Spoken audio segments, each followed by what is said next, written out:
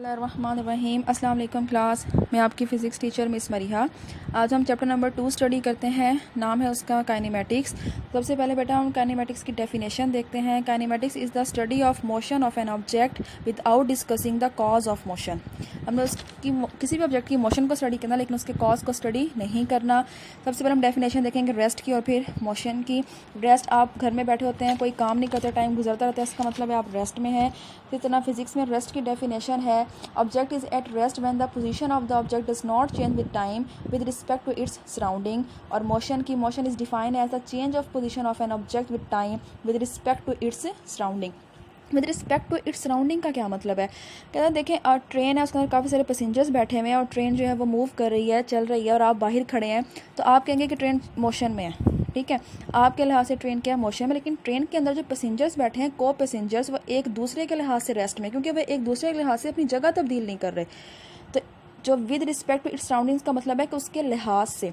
ठीक है बेटा, तो हमारे पास अब टाइप्स ऑफ मोशन है। There are 3 types of motion है: translatory motion, rotational motion and vibratory motion. Translatory motion को फर्दर 3 कैटेगरीज में डिवाइड किया गया है, हम वो भी देखेंगे।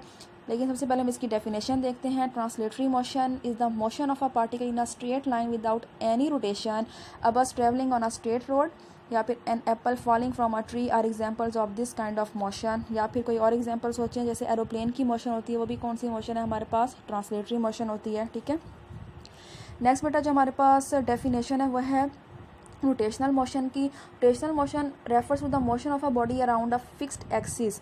फिक्स्ड एक्सिस के गिर्द, जैसे आप जो है वो एक स्ट्रिंग ले लें, उसका एक एंड को आपने अपने हाथ में रखना है और दूसरे एंड पर आपने जो है ना वो स्टोन को टाई करना है, और आप अपने हैंड पकड़ कर उसको अपने हाथ से डिवॉल्व कराएंगी, मूव कराएंगी सर्कुलर पाथ में। तो आपका हाथ जो है वो उसको एक एक्सिस और उसके गिर्द जो है वो क्या स्टोन जो है वो घूम रहा है। कौन सी मोशन है हमारे पास? रोटेशनली। अब नेक्स्ट है बेटा vibratory motion. Vibratory motion refers the motion that is repeated in a regular interval of time. यहाँ पेंडुलम दिखाया हुआ है, पोजीशन ओ एंड बी है, ओ पे रेस्ट में है, ए पे जाकर छोड़ूंगी तो ये ए से बी और फिर बी से ए के दरमियान जो है वो मूव करता रहेगा, यानी टू एंड फ्रो मोशन भी क्या कहलाती है? Vibratory motion. नेक्स्ट है ट्रांसलेटरी मोशन की 3 टाइप्स थी। लीनियर मोशन है, सर्कुलर मोशन है और रैंडम मोशन है। सबसे पहले हम लीनियर मोशन को देखेंगे। लीनियर का मतलब होता है स्ट्रेट। ठीक है, और मोशन आपको पता है कि with respect to some reference frame. तो the word linear means straight and the word motion means change in position with respect to a frame of reference.